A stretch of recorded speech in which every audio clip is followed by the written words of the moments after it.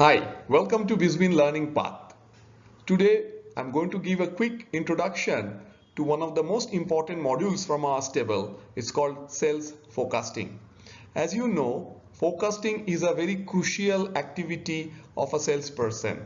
However, based on our research, we have found that the sales forecasting accuracy in different B2B sales organizations vary from bad to average. There are very few companies in the world whose sales forecasting accuracy is consistently excellent. So how do we do that? The whole objective of this module is to equip you with certain techniques which will improve the accuracy of your sales forecasting on a consistent basis. Let's see how we do that.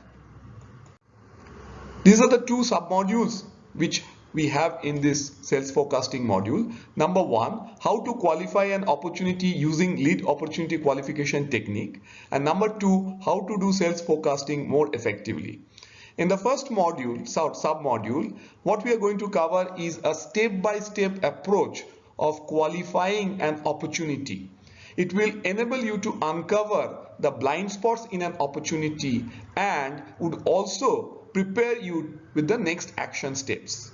If you can do it, obviously the opportunity would be qualified in a much more effective way and your forecasting would go up.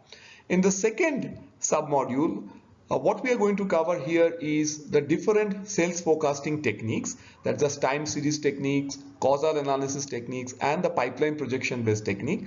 However, based on our research, we have found in most of the organizations, salespeople are using the pipeline projection based techniques. So that is why we have spent more time on projection based technique in this particular submodule. And here again we will introduce you to a Bizwin's own filtration based technique which will enable you to do the forecasting and take the opportunities from one level to the next level in a much more effective and accurate way. I'm sure you will find this forecasting module extremely useful. If you have any question, you can always reach out to us to the email ID which is provided at the bottom of this slide. I'm sure you all will find this extremely useful. Happy learning.